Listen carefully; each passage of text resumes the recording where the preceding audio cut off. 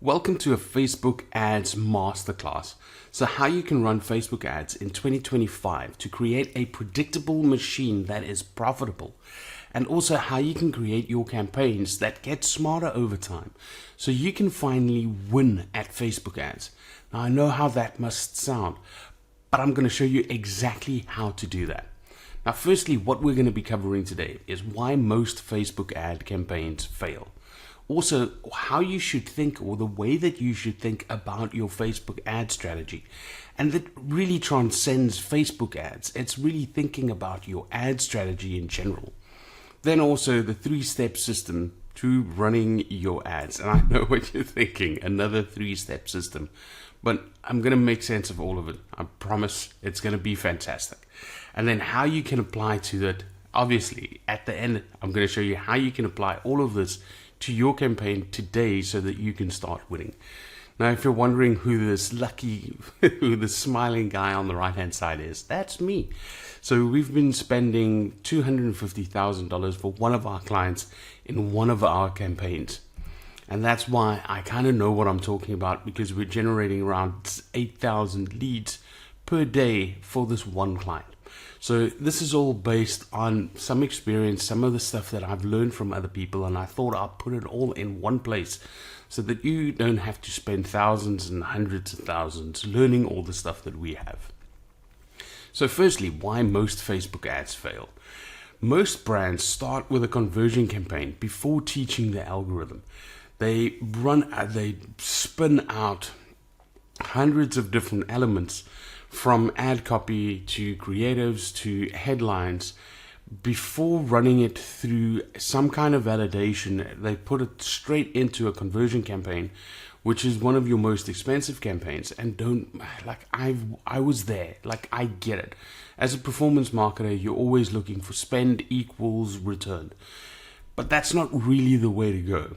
And I'm going to show you, and I'm going to explain to you why this is. So consistently changing your ads resets the learning, wastes time and money. And once again, once you launch new ads, there's a system for launching new ads that you validate the ads that you actually run so that you don't reset the system the whole time. And targeting too small of a pool of potential buyers. So you can think of that as you're putting fences around a farm. So inside the farm, you'll have a fence around the end, but you won't have fences inside. If you think about, I'm getting ahead of myself. Let's dive into it. So why most Facebook ads fail. How it works is you keep the targeting as broad as possible. Think of it as a chocolate chip cookie.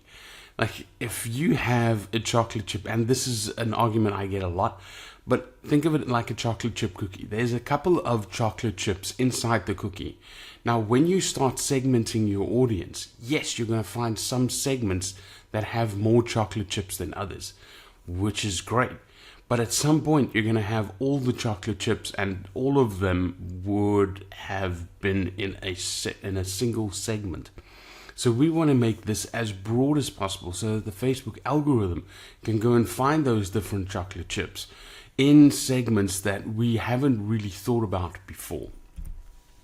So we want to focus on our messaging more, and our messaging and our creative more, than trying to segment it out to say we're going to let the targeting do most of the heavy lifting.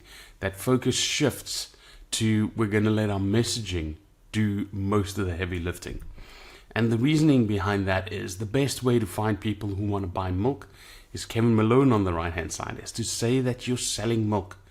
That will attract the right type of person. And because of where the learning lies with Facebook, so it used to be on campaign level, then it went to ad set level. At the moment, it's more on ad level, which means that if your ad shows to 100 people and 50 engage with it, the next 100 people would look more like the 50 who engaged with it. And that's kind of what we're leaning into. We're building assets. We're building employees for the company as opposed to something that's going to be working over the next couple of days. So the secret to working with Facebook. So the Facebook business model keeps users happy and engaged. That's what Facebook wants, and what most people miss. And like, I taught people this as well, so it's not like what you miss.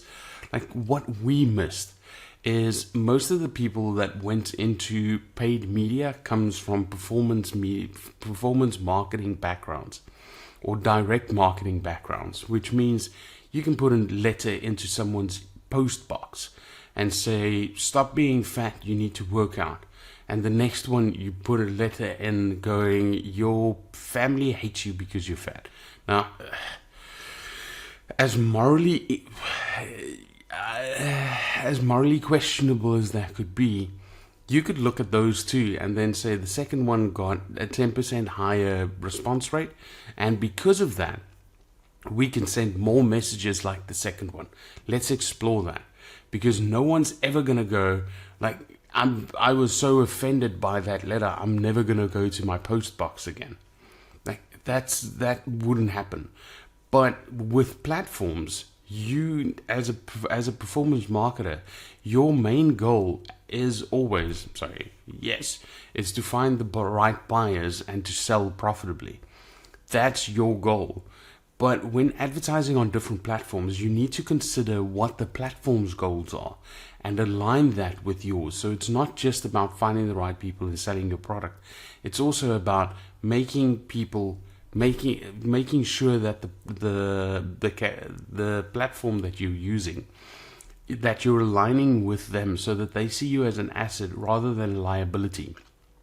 The reason behind that, not only will the platform, in this case Facebook, not only will Facebook reward you with lower CPMs because they want to show your product, they want to show your ad to more people, but it'll also make it so that your client experience is exactly aligned with what is required. So that takes us to the advantage. Instead of fighting the Facebook algorithm, you work with it to optimize performance over time. So your ad can be running, and I used to tell people about ad fatigue as well. Ad fatigue doesn't really exist. Like, even if you go up to 4-5, if it's a well-crafted message, and the right people are seeing it. Now, think about the Cremora ad. Like, how many years was that running? And no one ever said, "Oh, damn." No, maybe someone said, "Oh, damn, the Cremora ad again." But it's stuck in your head. In a world where we're all competing for credibility, authority, and all of that fun stuff, what gives you more credibility than your ad running for 4 years or for 10 years?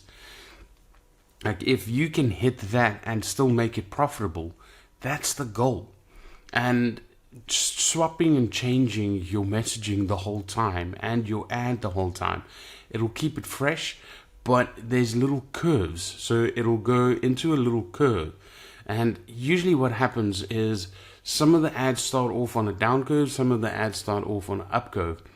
When it starts on a down curve, you turn it off because you say it's not working. But thinking about it, like, it goes up, then it goes down, then it goes up, then it goes down. And only after about 2 weeks or 50 conversions can you see whether it's tailing up or tailing down. And usually, like, you're building your foundations on sand if whenever something starts going down, you say, "Oh no, it's ad fatigue." It goes up, and when it starts coming, "Oh no, it's ad fatigue," and you turn it off and you launch new ads. You're never getting to that uptail where your ad will actually start improving over time. So that's something to think about. So the 3 steps that we're going to be talking about today. I spoke about 3 steps. It'll be a reach campaign first.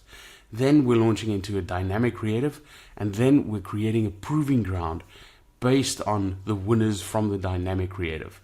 So the idea here is, let's dive into the different steps. First, we want to optimize for an estimated action rate.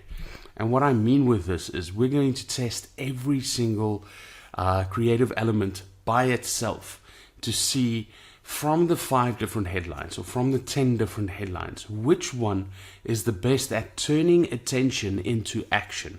So how we test that is which gets the best click-through rate, which gets the cheapest cost per click. because the cheapest cost per click is usually the one that Facebook wants to show more to people, because that's going to give you a lower CPM. And then we want to see, that's Facebook's goal, and our goal is to see which one gets us the cheapest action, which is the cost per click. So that's what we're going to be doing. We're going to change this from a conversion campaign to a reach campaign, because we want to show it to as many people as possible. And just as a side note, this is market research. If this sounds familiar, it is, because it is. It's purely market research. We want to show it to as many people as possible, and then we want to see who of those people actually click on it. Now this, we'll get into that in a bit. So we want to see which elements are the best at turning attention into action, and which gets us the lowest cost per click, which will translate into the highest action rate. And that is the goal. That's where we want to be. And as a bonus, we'll also expand our audience. If you speak to any of the Facebook marketing guys, they'll tell you that you need to run different. You need to optimize for different objectives on campaign level, because the audience that you'll attract with the reach campaign is different to the audience that you'll attract with the conversion campaign.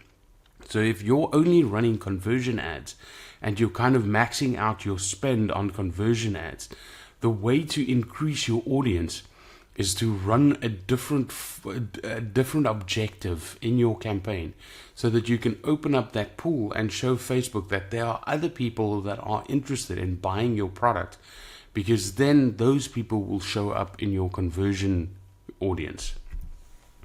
So this is how it looks. So with this example, you can see it's in one of the ad accounts, and we're going to run this. Firstly, it's the creative test. It's a headline test. It's a text test. So that would be the body copy. This specific one is running for testimonials. That's the style of the ad. So it's testimonials or text. And then we have whether it is solution aware. This one specifically is for solution aware, and that's where it falls into the funnel, whether it's bottom of funnel, middle of funnel, top of funnel. I think it was the other way around, but yeah. And what this is like, if you think about the ready model, if they're problem aware, solution aware, if they're deal ready, like where exactly that falls in, because that's going to be the ad that we create to pull people in. But we first want to test this in a reach campaign, so that we can see how many people, which of these elements appeal to the most people and get them to take action. From that, we're going to push it into a dynamic creative. So now we know which of these elements. We don't need to test the elements anymore. We don't have to make different combinations of them, because we already know from the 10 headlines, like these are the two that's the best. Or from the 5 creatives, the 5 videos or 5 images or whatever, these 2 are the best, or these 3 are the best. And those are the ones that we're going to push into a dynamic creative test. So either a DCT, with some of the platforms, it now shows up as flexible ads. So yeah, flexible ads, but at the end of the day, what we want to do is find a way to give all of this to Facebook, so that we can spend more money in less places. And how we do that with this section where we're starting to run the conversion ads is we're going to be doing a DCT, or a flexible ad, so that we can put in the different creatives, videos, copy, headlines, so that Facebook can auto mix and match to determine what is the best combination. And the reason why we do this is so that we can spend more money in less places. So usually if you build this out and you have 125 different elements, you're going to be turning off the ads that don't work, which means that learning that sits on that ad level, that's going to go away. Whereas if you put all of this into one place, like the algorithm will learn what's working and what isn't, so that it can spend optimally to find the best combination of that ad. as opposed to having it spend money in 15 different places. It'll just spend it in one. Sorry about that. And we wait for this until about 20 conversions to identify the winner inside of your DCT or your flexible ad. So what we're looking for is two things. The one is CPA, always CPA, because we want to see which gets us the cheapest cost per acquisition. That is what we drive at as performance marketers, 100%. But the added thing that we're testing or that we're looking for is scale. So we want to see what combination gets us the most spend, because that's the thing that Facebook really wants to show people. Usually in a perfect world, those two align and it's exactly the same one, but it's not always the case. So we want to check for those two things and then build a proving ground.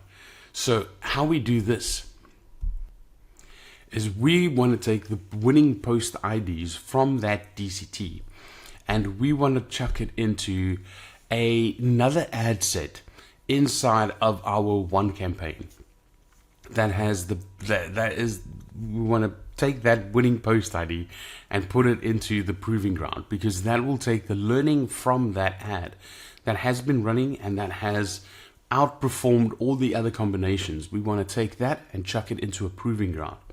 Now, the good thing about this is because you're using CBO, which is campaign budget optimization,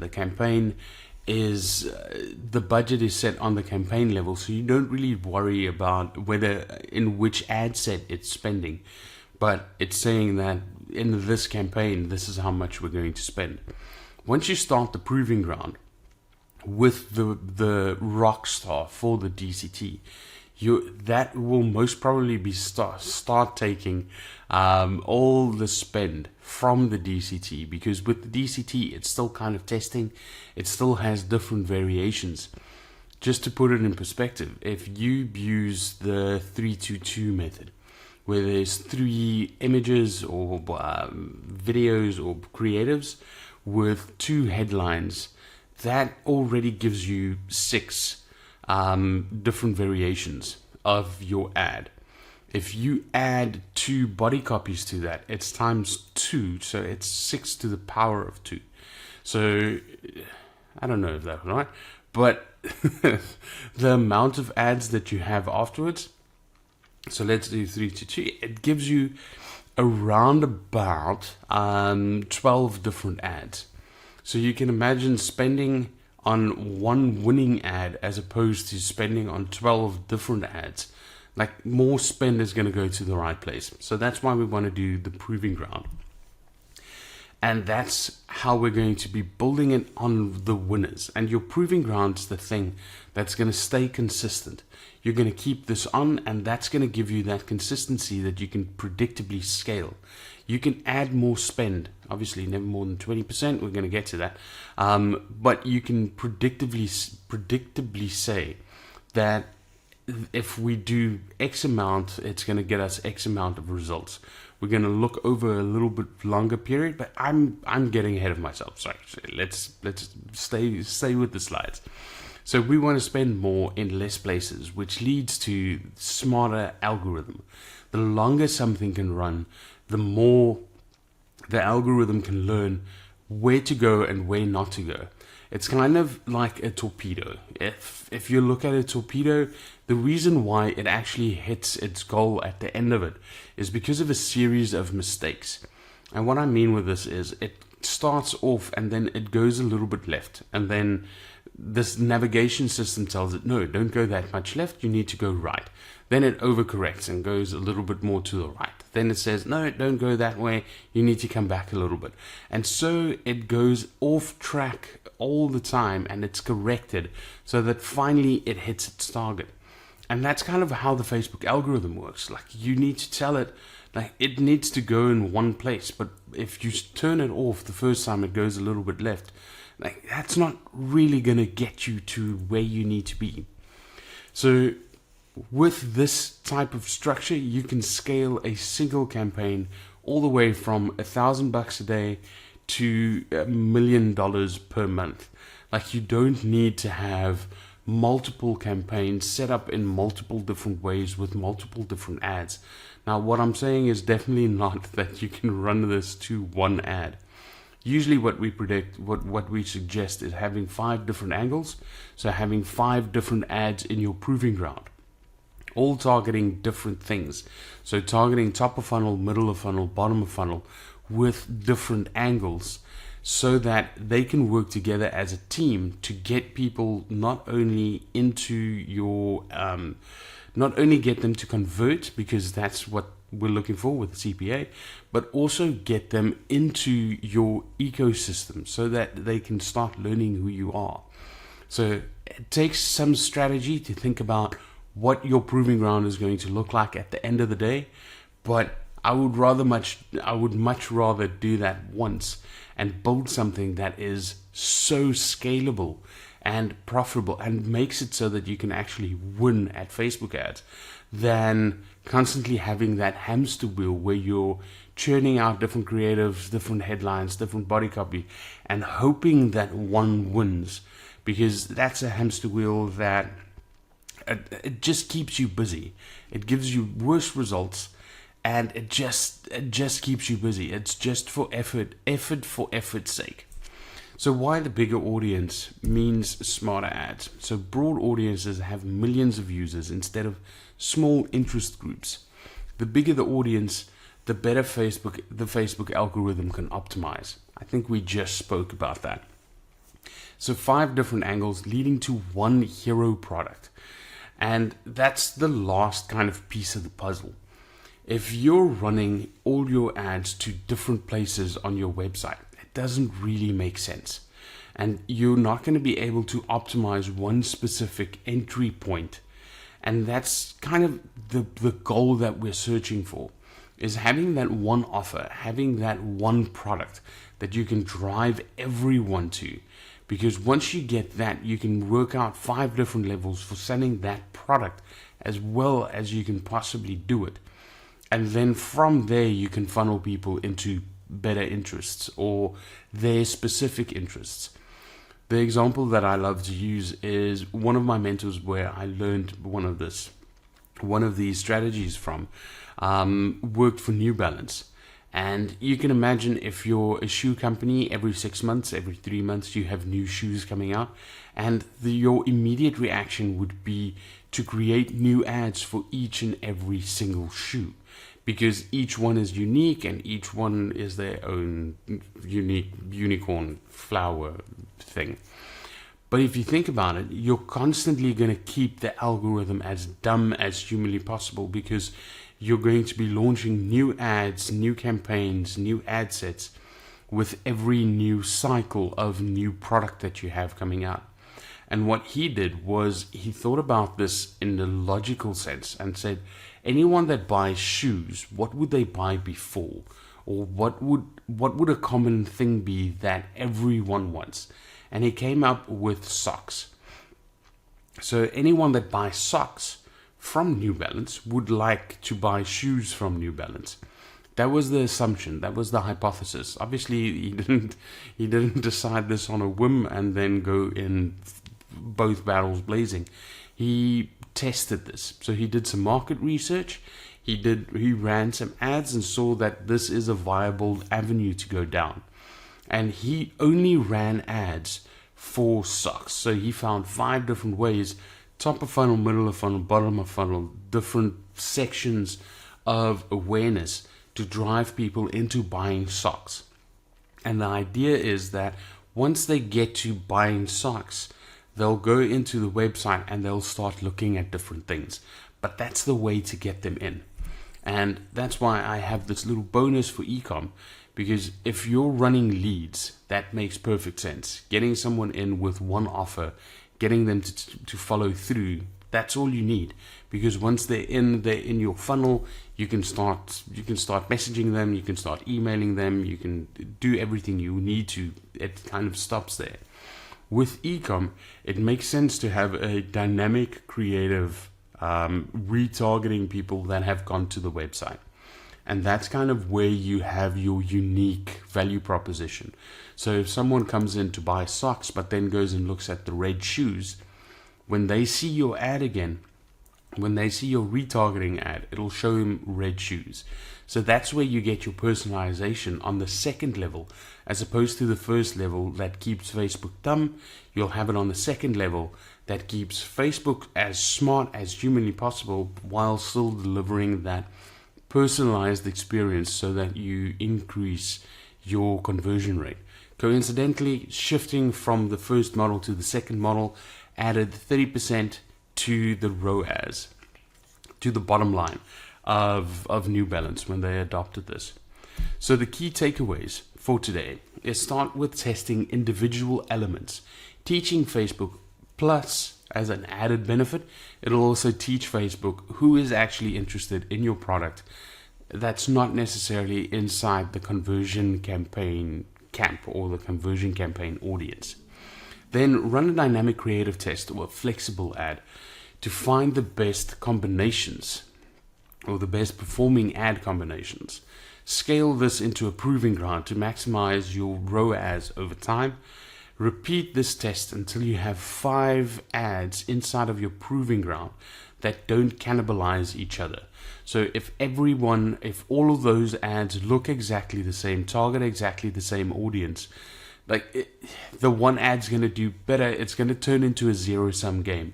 So if the one ad does better, then the other one's going to do worse. So what you want is you want a UGC element and a text element and I don't know, another video, a product reveal or something like that, that all speak, they need to look vastly different and they need to appeal to different audiences, like whether they're ready with the ready model, whether they're really unaware, solution aware, problem aware, deal aware, like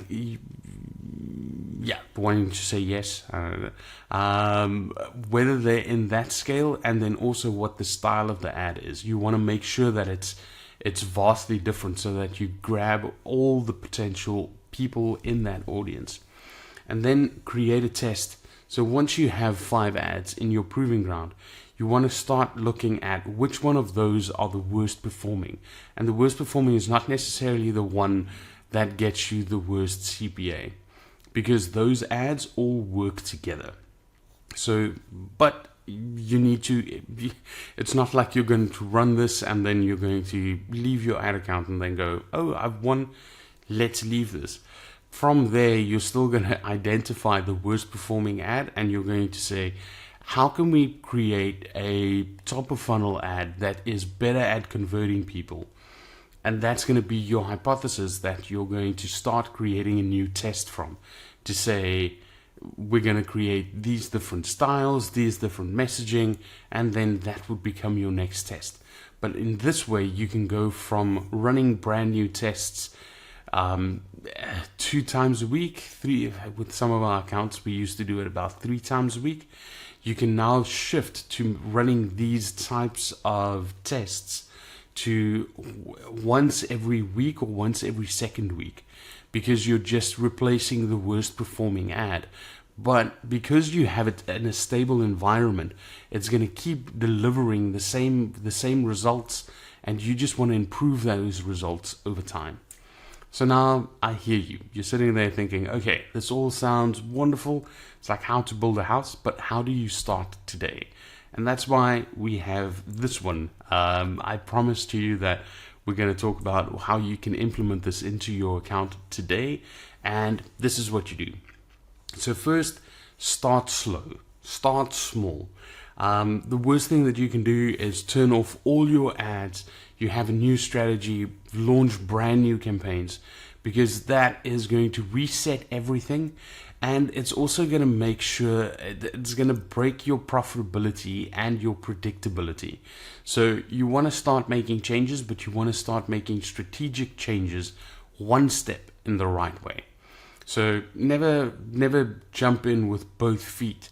You want to leave ads on, and you want to start making strategic decisions and implementing one of these steps at a time. So I would say the first thing that you can do is look inside of your ad account, identify the 5 top performing ads, grab those ad post IDs and push them into a proving ground. Because once you push it into the proving ground, then you can start building more consistent results. So that would be start a new campaign if you need to, depending on how many campaigns you have. Start a new campaign, call it the one campaign. We're going to start with the proving ground. Take your winning post IDs, chuck it into the proving ground, make sure that the budget is something that's comparable to the rest of it or the rest of your campaigns, and slowly turn down the amount of spend that you have on the existing campaigns. So reducing that, remember, no more than 10 to 20% budget adjustments per day. Start adjusting the active campaigns, adjusting their budget downwards by 10%, 20%, not more than that per day, because that will reset the learning while scaling up the amount that you're spending on the proving ground. And then also, I would suggest you can start, like I have all of this in here, but I got ahead of myself again. Damn it. So never adjust the budget more than 20%. So if you start doing that whilst introducing with your new batch of testing, introducing the new reach campaigns, like you're halfway there already. You're taking massive steps in the right direction, and then it's just over time. You need to start making small changes so that eventually you get to the one campaign or the two campaign strategy or breakdown inside of your campaign or inside of your ad account. Last thing I want to mention is consistency comes over time. So looking at your ads from one day to the next is always going to be a horrible roller coaster ride. That's not what you want to do, because ads are going to do well the one day, terrible the next day, and maybe, if you're lucky, well again the next day. And if you make adjustments based on what it does per day, like, you're always going to be fighting a losing battle. So what you want to do is you want to start breaking stuff down, breaking your account down to see what the performance looks like week over week, as opposed to day on day. Day over day? Day on day. Instead of day to day, there we do that. You want to see week over week. So whether that trend is going down, whether that trend is going up. Is it showing to more people? Is it the CPMs coming down? Is the cost per acquisition going up or down? You also, like for bonus points, you're also going to look at your frequency. But that's going to be a completely different video, because that is maintenance. So that is the whole shebang. If you want to win at Facebook ads and you want to be like these people standing on top of things and showing that you've won, this is kind of the structure, that how you can win Facebook ads. If you found another structure, or if you vastly disagree with anything that I said today, be sure to drop it into the comments. I'll be happy to chat with you. Thank you so much for your time. Hope you have an amazing day. I'll see you in the next video.